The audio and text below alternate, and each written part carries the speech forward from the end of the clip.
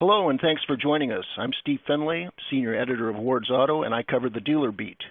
I'll be your moderator for today's program, Connecting Physical and Digital Frontline Ready to Improve Profitability. It's about getting inventory vehicles reconditioned, marketed, and sold faster. Our presenters are Russ Daniels of HomeNet Automotive and vAuto, and Mike Boyd of iRecon. They're on deck, but first a few words about this webinar platform. It allows you to be more involved with the presentation and watch it the way you want to watch it. Feel free to customize your webcast console. You can move windows around by dragging on the title bar or resize your windows by clicking on the lower right corner of any window. Notice the toolbar at the bottom.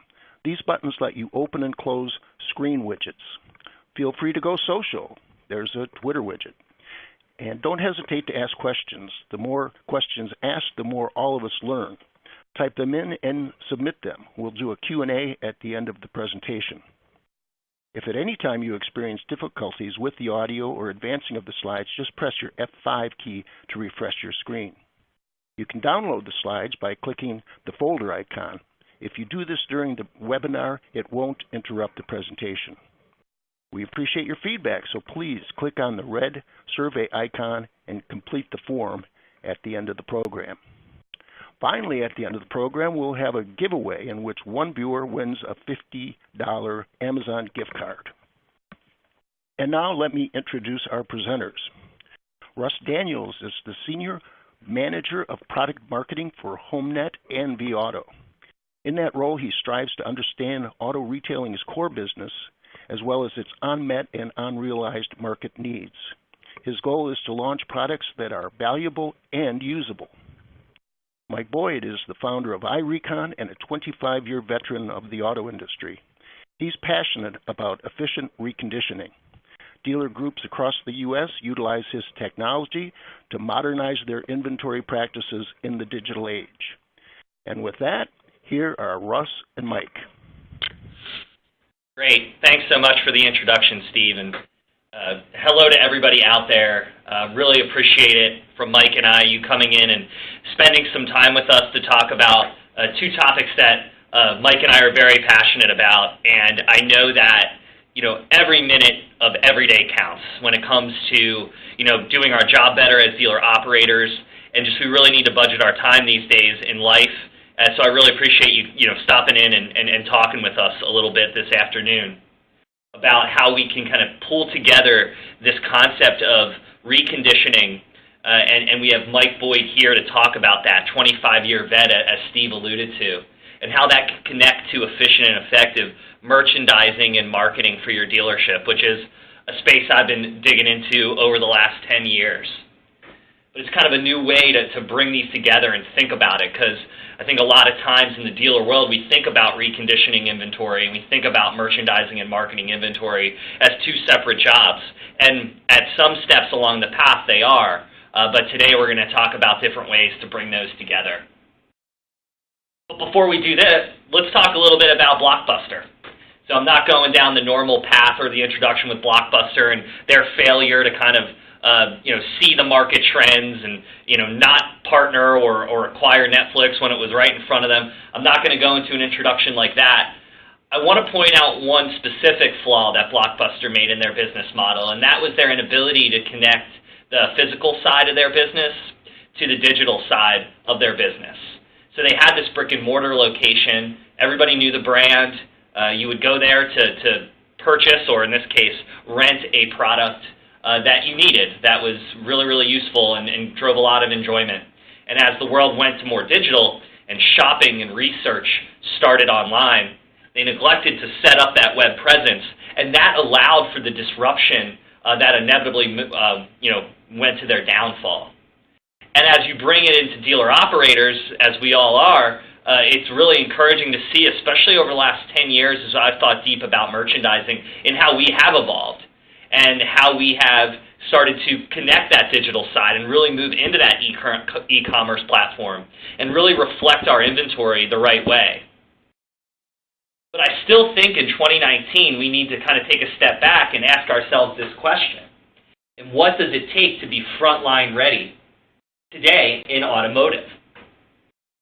Does it look like this, where you get a car, whether it's from auction or off lease or on a trade-in, and you want to get that car quickly to the front line to drive a test drive? Is that what Frontline Ready really looks like in 2019? Or is it being able to get photos and descriptions and pricing on the inventory quickly to get it digitally Frontline Ready and in front of shoppers? Is it one or the other? It's not. It's not either of them. It's kind of a combination. And it looks a little bit like this. To the left, you have that effective reconditioning, being able to put processes in place to get that car ready on a test drive and ready on the physical front line. Then there's also that digital side where you're getting market-based price. You're getting a really clear photo on it. You're getting a description, video, 360, all those components to drive that immersive experience. And you want to do that quickly and effectively. And that's what Mike and I are going to talk about. We're going to put these topics together and kind of think about the reconditioning space and the digital merchandising space and how those meet. And to kind of take us through that, I'm going to pass it over to Mike, just talk a little bit about the reconditioning space. So, Mike, over to you. Thanks, Russ. So that's the question today. What does it take to be frontline ready? Now, in the past, it meant having the car on the lot. I mean, I've been doing this for 25 years, and it was all about getting the cars physically on the lot and ready to be seen by shoppers. Well, the lot has changed. Each and every one of your lots have changed. Today, we have to think about frontline ready as a combination of both physical reconditioning and digital merchandising to get the eyeballs on the inventory earlier, as over 80% of car shopping now starts online. And as far as I'm concerned, it's 100%. I mean, I would much rather think of physical traffic as icing on the cake. Now, as dealerships, we need to create cohesive and equal strategies when we are reconditioning vehicles and merchandising inventory. We simply cannot operate in silos anymore. All the teams have to work together, and they have to work together efficiently. By bringing together reconditioning best practices and merchandising best practices into a single and cohesive frontline ready process.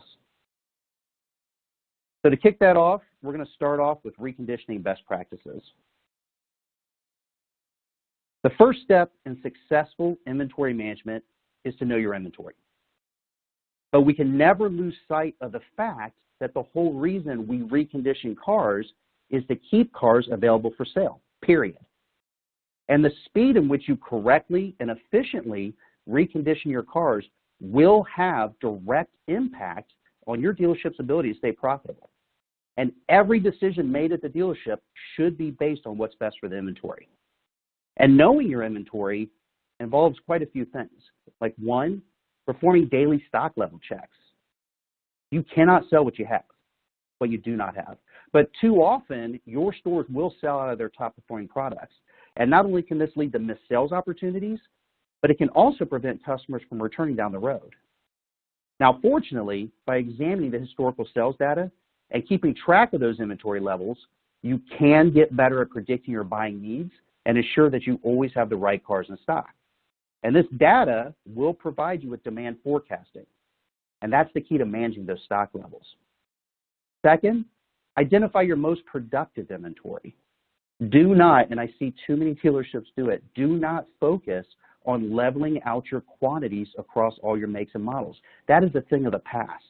Instead, purchase more of your best-selling products and concentrate on that so that you don't run out of stock. Do not waste your valuable storage space and your money on too many slow-selling cars. And I know everybody says the same thing at this point. It's impossible to find the right inventory. But I'm going to challenge you on that because right now, I mean, I would want you to think and I want you to guess, how many cars are available today at auction? Today. Today alone, there are over 270,000 cars available. And tomorrow, there'll be another 270,000. And there is software available that will show you not only where they are, but which ones are the right ones for your lot. Track your aging or distressed inventory, and that part's nothing new. And we all understand that old inventory can quickly eat into your profits. But even worse, it will prevent you from bringing in new stock. That old, let's sell through what we have before we replenish. And it also greatly increases your carrying costs. Manage your inventory properly will help you avoid these pitfalls and ultimately lead to increased profits. But discounting your inventory should never be your first choice. To push that slow-moving stock, I would much rather have you consider, like, one, change up the merchandising. Physically move that vehicle or vehicles to a more prominent location on your lot. Add new visuals, get it re-cleaned, and group it with faster-moving products.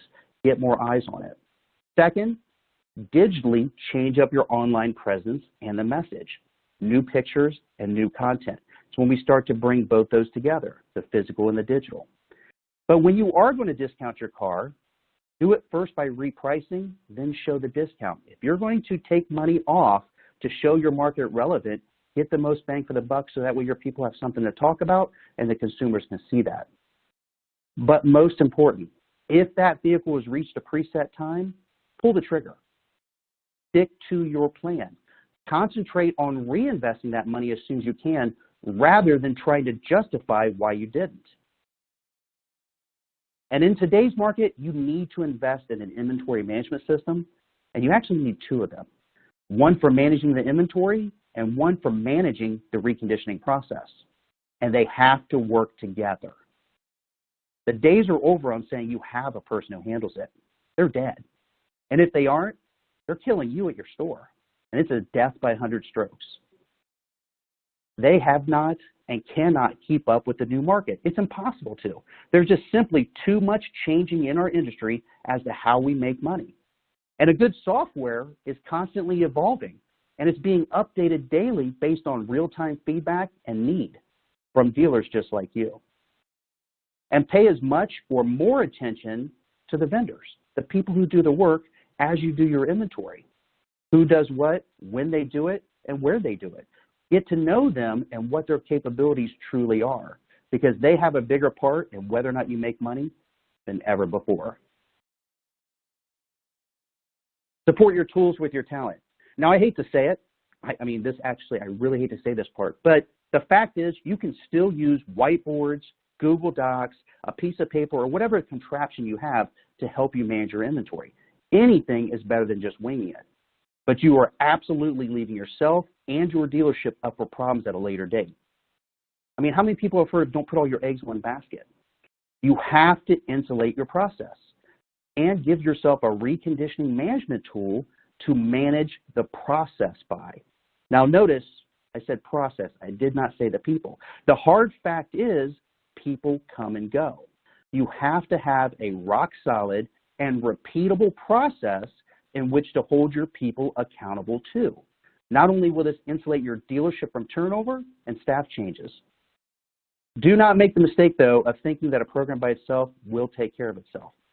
You need to first find the talent, then you have to train them, and then you have to do ongoing work with that talent to make sure they understand the proper use of your tools so that there are zero questions on either how to use them or what the desired outcome is to be. And you need a tool that manages from two different perspectives, a profit perspective and a job to be done perspective. Because today, there are a lot of ways to both make and lose money. But I can't stress this part enough. A tool is only a tool if the hand that wields it knows how to use it. And why do I keep saying tools? Because I would much rather hire a tool or a technology for hundreds of dollars per month than throw headcount at your problem, which is what we do traditionally at the car lot. And when you find that right tool, all about enforcing use. Tying your inventory control to sales and operations. Technology, tools, and talents, the 3 T's. Do not separate your inventory management from your sales and marketing. And traditionally, that's what we do. If you tightly integrate them, you will gain a better understanding of not only your overall business operations, but everything that happens at the dealership. And that'll give you better control over your inventory. I mean, really think about it. How can you effectively plan your acquisition strategy and your reconditioning plan if you have no idea what marketing is doing? Or vice versa. Effective marketing depends on the information of where you need help, what inventory is available, and that's a big piece, and what your sales goals are so that everyone involved can plan and then execute on their part at the right time. Turning your vendors into business partners. First, understand their business. You do not need to be able to perform the job they do. You don't have to go out there and be able to detail a car, but you have to have an understanding of what they do and what they go through. And that will not only help you to control the quality, but it will also aid you in communication and communicating with them correctly.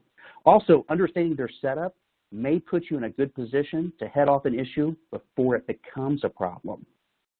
And side benefit, you may also be able to negotiate a lower price based on the length of your dealership's relationship with the vendor and the amount of work being done. Now, don't confuse that though. I'm not a proponent of just cutting their price. Not at all. I would rather have you concentrate on paying the right price for the right job. And honestly, sometimes that's even raising the price. But you need to make sure they understand what the deliverable is, and then you need to hold them accountable. Second piece, communication. Find out what their chain of command is and have a plan in place for when, not if an issue occurs. And when you have an issue, give them the opportunity to correct it. If you stick with a vendor through a rough patch or time, you may be glad you did in the long run.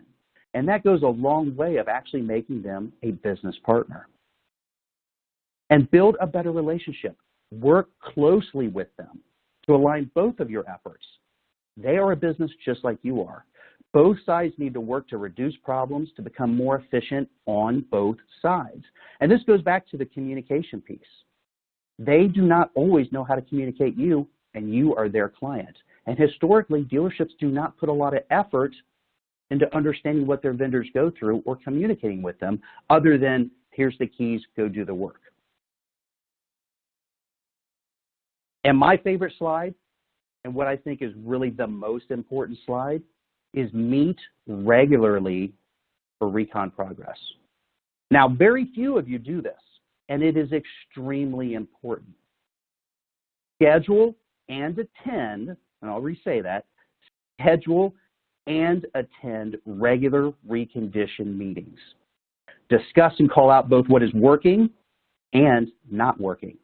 And this has to be an open forum, but with an agenda. And you have to be open to being vulnerable. The first natural reaction will be for the people attending to be hesitant and standoffish. And that's to be expected. I mean, when was the last time you had a meeting at your dealership and it didn't turn into a blame session or people yelling and pointing? You have to be ready for both giving and receiving their criticism, regardless of what your title and your responsibility is at the dealership. But every single person in that meeting has to walk away feeling that it was productive and that it backed the core team's goals of getting more cars frontline ready faster. And that you're working as a team to make that process better. Start off the meeting with recapping the previous week's meetings and your monthly goals. Start working towards building that team of inclusiveness. Now, some big topics that you need to discuss in the meeting. First, what is your current reconditioning time? What is it taking you to actually get a car from raw product to finished? Second, what are your short and long-term goals? And you go over this every meeting. And what problems are the team members or team encountering that's creating issues? And then what can we do as a team to mitigate these problems, both short and long term? And that's very important. What can we do today to relieve the pressure to get things moving? And then what is the long-term fix so that way we don't have to revisit this down the road? Not a Band-Aid. How are we actually going to fix this? And finally, number 5, do we have the necessary resources to accomplish our goals? And I am always well, actually, I'm not really surprised anymore, but usually the people who have these meetings are, that a lot of times it's just not having enough people in the right places. Call it out. Find out what those opportunities are, and that's what they are. It's not a problem, it's an opportunity. It's an opportunity to get better. But at the end of the day, why does this all matter? I mean, really matter. In order to sell cars, you have to have cars. You have to have a steady supply of clean, serviced, and sellable inventory in a timely and repeatable manner. not the historic ups and downs. You have to have it on a steady, timely, and repeatable manner. Now, by now, we should all have a good understanding of what turning your inventory means and what a daily holding cost is. But if you don't, that's okay, I'm going to explain. If you sell your inventory, turn that inventory every 30 days, all the cars on your lot, that means you have successfully rotated your inventory 12 times that year. So now I'd like to break it down into an even smaller and more palatable calculation. So if through better reconditioning and merchandising practices, bringing those together, we can drop the number of days it takes you to sell a car by only 2 days, just 2 days, that will effectively give you a 13th month for free. That's 13 months worth of gross in a 12-month calendar year, which is huge to the bottom line. So now let's make it make sense, dollars and cents. Let's say you stock an average of 69 cars, and you sell an additional 60 cars through better reconditioning and merchandising practices, and between front and back average, you make $1,000 per car sold. That means just by moving the needle by 2 days, you will pick up an additional $60,000 a year. That's $5,000 more per month for doing your job, but by doing it better and more structured. And that's why we're all here on the webinar today. These small yet meaningful changes to what we are already doing, but doing it better add up fast. And they can directly affect the way we make money. But I cannot stress it enough that it takes an entire team. From the person or people who get you the cars, to the people who get them sellable, and finally, to the people who market and sell them, we all of us have to work together to remain profitable and in line with our market. And that market is constantly changing. And now I'm going to hand back over to Russ to go over how that market is changing and merchandising best practices. Russ? Thanks, Mike. And you and I have talked about this topic for over a year now. Just having this conversation, and every time you kind of go through the different elements of reconditioning best practices, I always kind of learn something new or pick up a little nugget to take forward. So I really, really appreciate all the insight that you shared. And now what we're going to do is, we're going to turn that into the digital side of Frontline Ready. Now, Mike and I are attacking this presentation from, he talked about reconditioning best practices, now I'm talking about merchandising. It's a sequence, but I don't want us to think too much about it as a sequence. These things can happen together. They can happen in parallel, and we're going to talk a little bit about those best practices for integrating reconditioning into merchandising. Before I get into that, I wanted to take a step back before we even came on and talked today to think, is this even worth it? Is this worth it from the dealership's perspective? Do we really think reconditioning, effectively reconditioning inventory can really help our business? And is it really going to help the consumer? So as I go through the best practices, looking at it from both an efficiency angle with the dealership and also an engagement effectiveness angle when it comes to the consumer. Let's start with the dealership and the importance of merchandising. We know that merchandising is important to dealerships, and we know because we asked. I have a lot of conversations, but we're really going to start to validate a lot of these things through data-driven conversations. So from the dealer side, we talked to them last year and found that over 80% of dealers really believe that merchandising can help them sell more cars, and that makes sense. I don't think that's any groundbreaking information. But what's interesting is when we asked those same sets of dealers if they thought their merchandising was distinguished or differentiated from other dealerships, only 12% believe that they're doing that. That is a really, really large gap. 80% think it's important, yet just over 10% think they're doing a good job of standing out from the competition. So as we go through the rest of the presentation today, we're going to talk about some things to close that gap. And I want you to really be armed with the confidence that the merchandising that you're doing, if you take on these best practices, are going to really help you stand out from the competition. We're going to help you do that efficiently and integrate that into to the reconditioning process, as Mike talked about. But there's also the consumer angle, because if we're efficient, we're merchandising inventory, is it really impacting our merchandising impact on consumers? And the answer is it is. And the answer is we need to continually drive an immersive experience with merchandising. What you're looking at here is the 2019 Car Buyer Journey study from Cox Automotive. And what this slide is looking at is vehicle research by shoppers across new car and used car. And we've been doing this study year over year for a couple years now at Cox Automotive. And what you're seeing here is across new car and used car, they're spending less time researching inventory. Yet website, third-party sites, online research, starting that process online is still the predominant tool that they're using. It's still taking up a majority of their time in the overall shopping process. Yet they're doing less of that year over year. So what does that mean? It means that first, the experience needs to be more personalized and targeted towards your personas, towards your shoppers. And as a marketer, I think about this all the time for my brands. I also think about it when talking with dealerships, as I do all the time. So it's saying that. It's also saying there's a shrinking window of opportunity to make that connection with car shoppers. They're spending less time in market, going to fewer sites, spending less time researching. So it's really critical now that the merchandising is differentiated. It drives that experience that's going to make them think deeper thoughts about going in to your store, test driving, and then eventually buying a piece of inventory. So on that topic of immersive inventory trends and new things that are coming from a technology perspective, a lot of really great things happening in our industry in the video and the 360 capture space. Talk about video for a second first. First of all, vehicles with video get 18% more vehicle details pages, or VDPs. We talk a lot about VDPs from here on out, than vehicles without video. Now, you got to kind of think about this when you're putting a strategy in place. There's two different types of video. There's the stitched video side, where you're just taking the photos that you captured. It kind of runs around in a slideshow format. There's voiceover, there's call-outs.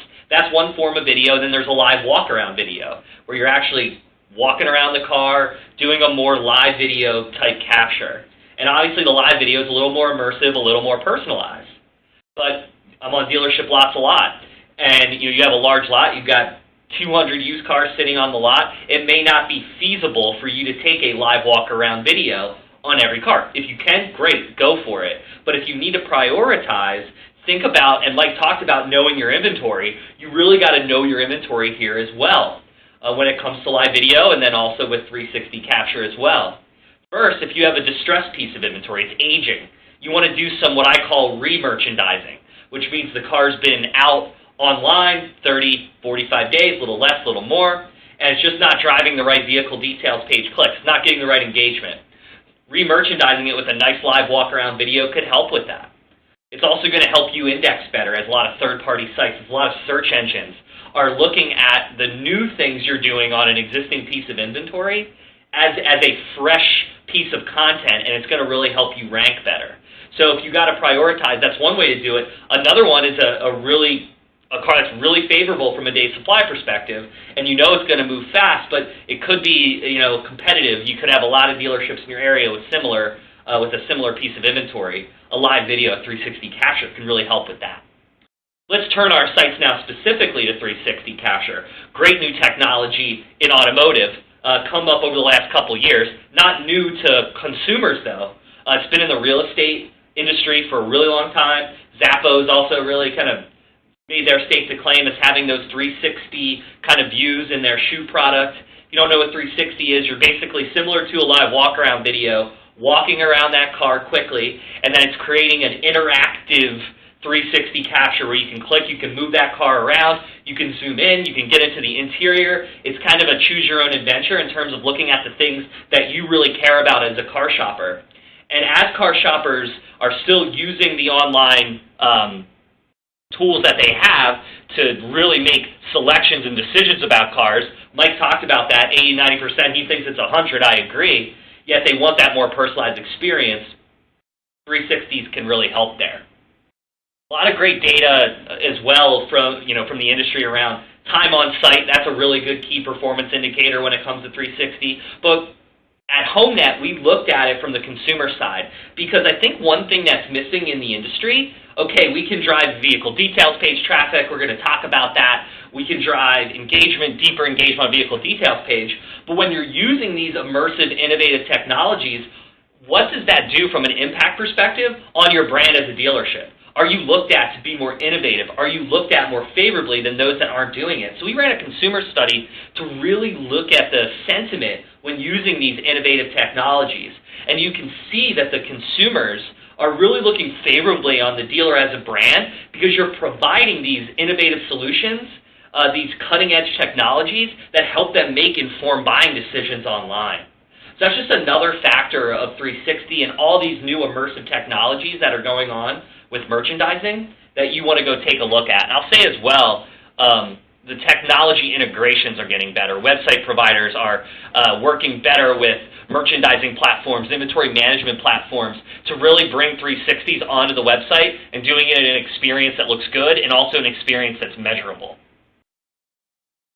So we kind of kicked off the merchandising side with the innovative technology. But let's talk a little bit about elevating the blocking and tackling, the basics of inventory merchandising. Let's talk about the photos and what we can do to elevate that experience because that's still one of the main pieces of merchandising. It's widely available to shoppers, and we need to understand how to do that, and we will. We'll talk about that, but you also want to understand how to make it look the right way to really drive that focus. And there's a couple different ways to do it, and I see really, really good photos out there in a nice photo booth that was built at the dealership. Because maybe you have power lines in the background. Maybe it's just like there's a gas station, where you usually shoot photos right behind the car. Well, no matter what's there, there are distractions. You really want to focus the shopper on the vehicle through the photo. So they're putting these photo booths in, and that's really, really cool. There's obviously downsides to that as well. Pretty obvious one is that upfront capital investment that you're going to make to just install that photo booth inside of your dealership. That may not be reasonable, and it might be hard to ROI it. The other place is if you do have, even though you install it, there could be spatial limitations. You got to make sure you can stand a couple feet back to shoot a good photo or a video or a 360. So just having a photo booth that's not designed logistically to really create immersive merchandising, it can cause a problem even after it's installed. There's also just the spatial limitation at the dealership in general. You may not have the space to do this in your store. You're already kind of tight for space to begin with. And, I won't suggest this. I don't think anybody will suggest it. Mike, no one. You're not going to take a service bay down. You're not going to eat into service space to be able to get through customer pay work or reconditioning work, as Mike has talked about. So you don't want to do that either. So what are some other options to really focus the consumer and make photos kind of look like those options at the bottom? You could let the technology work for you, and the technology has evolved when it comes to photo backgrounding solutions. And that's where you take the car out of the photo and put it onto one of those transposed backgrounds. Been in the business for about 10 years, and photo backgrounding back then is not what I'm talking about now. We're not putting vehicle photos on Mars or on the moon or on anything that's kind of tacky. I've been a marketer for a long time, been in the industry for a long time. Don't do that. What you want to do is eliminate the distractions, like especially that one on the bottom right. It really just looks like it's in a nice, clean photo booth, and you can kind of drive that attention to the shopper. But we want to quantify that, right? Everything I talk about, I want to validate with research. So what we did was we looked at real photos without a background and then real photos with a background. And we kind of tracked that over a 60-day period of time. It was about 300 dealerships, 150 each, similar area. We looked on third-party sites, similar product, really leveled the playing field. And what we found was the photo backgrounded images get 5% more vehicle details page clicks from the search results page compared to the non-backgrounded actual photos. So a couple things here. First, we confirm there is a lift. The second thing is you'll see bigger VDP lift stats in just a moment. It doesn't drive a huge increase.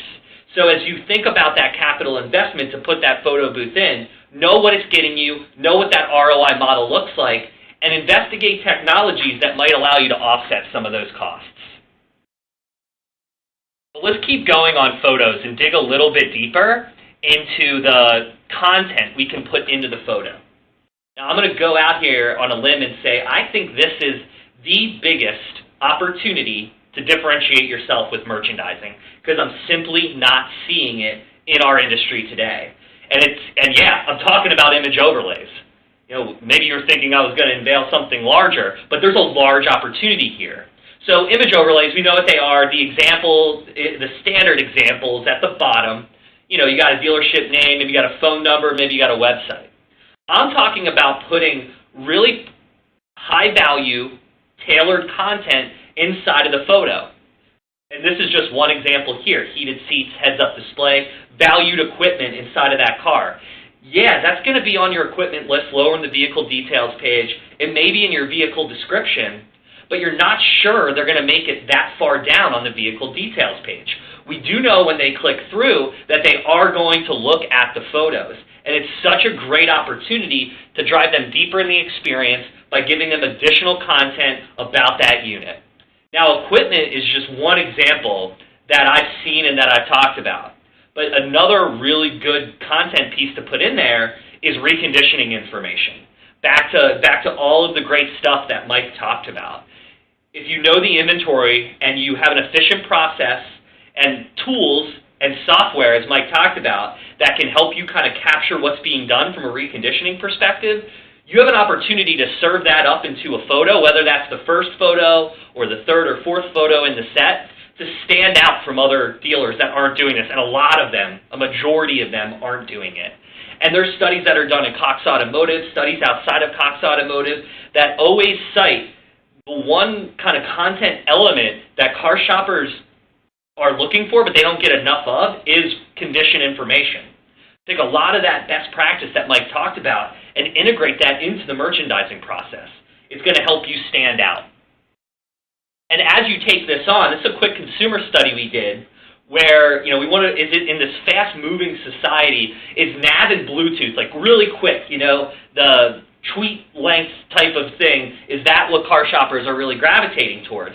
We're surprised to say that the relevant and long text actually perform better. Navigation system, Bluetooth connection, be more specific about what they're looking at or what they're going to look at, and don't bring in that ambiguity, and that tested really well with consumers. So look at your process and your technology when it comes to image overlays and see if there are opportunities to be able to do this efficiently, because it's really going to help you stand out. But I don't want to ignore all parts of the vehicle details page. As you drill down, a vehicle description is really, really important. And you see at the top, vehicle descriptions get 27% more vehicle details page views than those without descriptions. Now, there's that informative side, but there's also that search engine SEO value of being really descriptive about the car inside of the comment, help you show up better in search rankings on third-party sites, Google, all that stuff. I'll talk about that in a second. Have a lot of conversations with dealers about how do we get this job done and how can we do it right. Should we write every description ourselves? Should we just use technology to automate the process? I think that if you have the time and bandwidth to write out the description on every car, that's really, really cool because you can really tell a good story. But that, again, like the video example, is just not always feasible. So I think there's a hybrid model here. I think that you can use technology that have evolved from the perspective of generating a description automatically, use that quickly, maybe when the car is going through reconditioning or it hasn't gone through it yet, say coming soon, put an extra little piece of content in there to say, be the first to get a test drive. This is just wrapping up in the shop now. You put your own little flair, but putting a description on it right away is driving down that time to market, getting that car online merchandised quicker. We'll talk about the photos in a second. So there's a hybrid model there, and as the car starts to age, you can come in, you can re-merchandise it, but letting the technology work for you is really important. But either way, what you want to do is you want to kind of go through these 3 Bs of building a vehicle description. You want to be specific about this car, be VIN level in your merchandising. You want to build a connection. Tell your dealership story. What makes you special in the area? You have an opportunity to do that in the description. And then finally, balance the message. There's a lot of big companies out there that are spending a lot of money, traditional digital marketing and advertising, about your product. There's awards, accolades, editorials in there, and you can inject those into your description. It just really helps balance the message and tell that complete story. So finally, you have it done. You're merchandising inventory while it's going through the reconditioning process. You're tracking that efficiently. Where do you got to be, right? Average, car shopper, average looking at several sites, third-party website, all those. Average dealer, 10 to 12 advertising sites, third parties, websites, things like that. New emerging one, Facebook Marketplace. It's where we're seeing a lot of traction, a lot of activities. It's not something you need to buy into. Your inventory tool is likely integrated with it today. Really good chance to capture those eyeballs, especially as a lot of digital advertising dollars are moving from traditional third parties over to Google and to Facebook for digital retargeting. This is another opportunity, another way to really capture maybe those higher funnel buyers looking at a full list of your inventory. So if you're not there, you definitely need to be on Marketplace. And I'll bring up AutoTrader because this is from the perspective of not just being there, but once your inventory is there, how do you show up? And there's been a lot of really, really good enhancements done to AutoTrader. Cars.com is also following up in this trend as well to really rank the inventory based on merchandising completeness. So if you got really good photos, market-based price, a description, a video, if you're able to get all that merchandising done, they're improving the algorithm so you're going to show up higher when those shoppers are searching for the inventory because they know you're serving up that better experience. So just something to think about there. So I wanted to close down with the effectiveness and the efficiency of bringing reconditioning and merchandising together. And then Mike and I will come back on to wrap it up. What you're looking at here is vehicle details page increases by percentage on new and used car based on inventory in different, let's call them scenarios. Let's walk through a couple.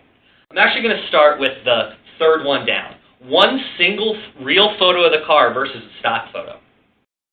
193% vehicle details page increase on used, 173 on new. It's just one photo versus a stock photo, which is a representational photo of the inventory, often not color matched, often not going to make that connection with those shoppers that are spending less time in market. So what does this speak to? This speaks to connecting reconditioning to the merchandising process. You get a car off lease or a trade-in or a car that's got a good CR grade from the auction. Before you take that car through reconditioning, get a quick photo of the exterior, 3 to 5 photos. Do some pre-merchandising. Automate the description as we talked about to kind of go through that base level merchandising process while that car goes through reconditioning. And you're seeing the vehicle details page clicks that it drives. Now you might get photos on it, and you see the next one, multiple custom photos versus stock photo. I can't even count that high, Mike. I don't even know. That's a big number. It's a lot of vehicle details page engagement. Now we know that. So what is this? Why is this important? The important piece is, well, how long is it taking you to get those 24 photos on the used car or those 15 to 20 photos on the new car? Is that taking you 10 days, 7 days from when you have that car stocked, from when that clock starts? And Mike talked about the savings and gains to holding costs that it's going to get. How efficient is that process? So just getting a single photo on quickly is going to help you drive that engagement earlier on. That brings up to the next question. Okay, Russ, I'm doing some pre-merchandising. I'm getting a few photos on it. Does it make sense to go back and have multiple custom photos as the inventory? Well, you see that re-merchandising strategy right in play here. Over 400% increase in VDP across used and new. So it does make sense to, once that car is fully frontline ready on a reconditioning side, to go back and shoot that full set of photos.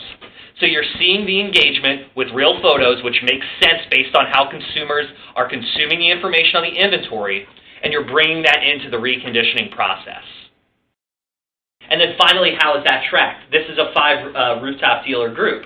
And what they're doing is they're taking the digital frontline ready, and they're tracking that from a days, hours, and minutes perspective, and complements well to the physical reconditioning tracking in the days, hours, and minutes that I know Mike is an advocate of. You can see how they're doing it here: photo, pricing, description, that time to market. They're looking at that over a 28-day. How are they doing in the current month? And how is that going versus previous month? 2 quick little best practices to call out here. First of all, the description is 0 across the board. That means they're letting the technology work for them, and they're automatically generating a description right when that car hits the inventory. So that's a good best practice they're using. Second thing is they're using this in the staff meetings that Mike talked about to be able to really share best practices. What can we beg, borrow, steal from other dealers? For example, dealer 5, 13 days to get photos on the inventory. Dealer 1, that's 8 days. So is there a process thing? Is there a technology thing? What can we share to really drive that speed to market advantage and get cars digitally to the front line ready faster? All right, Mike, so let's come back and let's bring these all together and kind of give the audience here some key takeaways. Excellent. Thank you, Russ. And I really like speaking with you because they do have to be brought together. I mean, it's about bringing that physical and digital together. And I like to challenge dealers when I talk to them. I'm going to challenge all the dealers that are on the webinar. And that is, are you selling money or are you selling cars? I mean, really, what is your frontline ready process? I mean, if you're spending most of your time concentrating efforts on just pricing, you're selling money. You have to get back in the game and understanding that the rate that you control and efficiently recondition your cars and repurpose that information and work with your digital marketing to get that information out there, to get the eyeballs on earlier, that's how you really start to sell cars again. So again, I want to challenge you all of you. Are you selling cars or are you selling money? And we've been selling money for too long. Now, to work on that frontline ready, you have to understand that reconditioning directly impacts merchandising and digital time to market. The right technology absolutely increases efficiency and collaboration across your teams, but you have to enforce use. You have to not just hire a solution, you have to work with that solution and work with your people to get over that hump of adoption until it's just part of their day-to-day process where there is no other way of doing it. And you need to understand your physical and digital time to market. They have to work together because one directly affects the other. Russ? Yeah, Mike, absolutely agree. And I think that just to go back to the calculation that you brought in, you really have to quantify efficient reconditioning. You have to really find those hidden advantages to really help yourself stand out and get things to the front line ready faster. Think about holding costs and how just doing your job, to what Mike said before, just putting a couple tools, a couple processes in place and how that can really help. And then the measurement angle on the merchandising side, it's critical. You have to be able to have tools, have processes to manage and measure search results pages, vehicle details pages, to really make informed decisions about what you should do as that car goes through its age cycle and how to re-merchandise that car. And really validate the work that you're doing in terms of engagement to really show that ROI so that you stay efficient as dealerships. So that's what we have. Steve, we'd love to take some questions. Okay. Thanks, Russ and Mike. Good presentation. Audience members, this is the time to ask your questions. We got a few minutes left to do that. I was wondering a few things. Mike, you had mentioned earlier in the program about having a meeting, a reconditioning meeting, which is a great idea. Because a lot of times there's a disconnection between the departments that are involved, and I'm talking specifically about fixed ops sometimes does not realize the reality that used cars depreciate by the day. But who should attend that reconditioning meeting? Great question. And it is such a huge opportunity. And, and I said very few dealers are doing it, but more are doing it. And really, there's a lot of buzz around that, especially with, margin compression and how fast the market's, moving, and it's going to keep moving faster. But we've created our own problem, and that is that we're very segmented and very isolated. Getting everybody, and literally everybody, I mean, I'm talking about the general manager, the sales managers, the reconditioning people, vendors, your service department, everybody, the key people that are in charge of making sure that those processes work together. And again, it's only a process if everybody does their part when they're supposed to. But traditionally, we're very isolated. Service knows they need to take care of the pre-owned vehicles, but they don't always have clear insight, and they usually do not have the information of why they need to have those cars done faster and how much a direct impact that has to the bottom line for the dealership. Because it's not the used car department's cars, it's the dealership's cars. And the service department is the dealership's service department. So it's getting all those people back together and starting from scratch and saying, hey, look, here's what our goal is for the month. Here's how many cars we're going to cycle through. Here's how many cars we have to purchase. And here's how many cars that we're going to sell. That means that service, you're going to have to, throughput X amount of cars, per day or per week. Are you set up to do that? And then service coming back and saying, hey, I can actually handle this X amount, but we have a big issue in communication, which is usually the biggest thing I hear, because traditionally, we've never really communicated that well with them, and saying, hey, I need to know that when you say a car is ready, that car is waiting to go in, because my technicians get paid by the hour, and I have to fill the stalls. So by getting everybody in, and literally everybody, get them all together, have them all understand what the goal is and what their piece of the puzzle is, it just works magic. I mean, all of a sudden, people actually start collaborating. And again, it's about bringing that technology in there, because it's one thing just to say it, but when you can type a few keys on your computer, and like in our instance, pull up iRecon and be able to see exactly what your reconditioning timeline is, where your issues or really opportunities are, that service is only getting so many cars through, you can actually point out data points. It's not arguing. Then it's a team working together to make it better. And that's why I'm a big proponent of those meetings and getting everybody together. I see wonderful things come from it. Yeah, sometimes there's the dilemma. The service department has customers, like owners of vehicles that they bought at the dealership with their car in for service, wondering, when am I getting my car? And then you have the used car department saying, when am I going to get that car reconditioned? Oh, they hit from a couple angles, yeah. Yeah. So is there any real solution to that other than effective scheduling? So is there a real solution? So effective scheduling, I think it's really kind of subjective.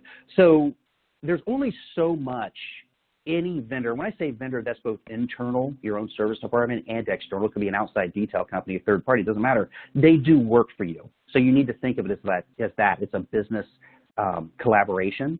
So I would rather have my service department have a clear understanding of what our goals are and what we have to accomplish, and have them call out, hey, look, in order for me to satisfy the consumer who already owns our cars, the client of the dealership, I understand I have to get X amount of cars processed through in service of your used car department, but I can only do X. By calling it out, both sides, they don't yell. They reach an understanding of, okay, if that's truly what you can do, what do we need to add or change to improve it? And it may not be overnight. It may be something like, you know what, you're right. I never really understood why you guys are always hounding me to get more of your cars into the service bay. But once they understand that, they're like, well, actually, I'm going to go and talk to my technicians. This is a service department talking. I'm going to go talk to my technicians and see if anybody would like to put in some extra hours, because we didn't realize, and this is something I hear across the nation, the service departments do not realize how much money is left on the table at their own dealership. Because remember, when you're reconditioning your cars through your service department, getting that service work done, that's a check that's automatically cashed.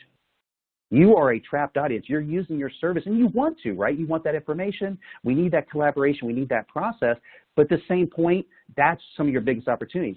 Service departments spend so much money conquesting more and more consumers without realizing how much they already have to consume that they yet to consume. So again, by calling it out, let's see where the opportunity is. If you can only do 3 cars a day, but you need 5 to go through, let's call it out. Let's work together to come up with a plan. Maybe we get the cars done somewhere else, or maybe we know this is a great opportunity to scale our internal operations and get our own technician. Yeah, good advice. A Ford dealer asks, and this sounds like it's to Russ, what do you think about automated descriptions from vAuto? I'm assuming you're for those.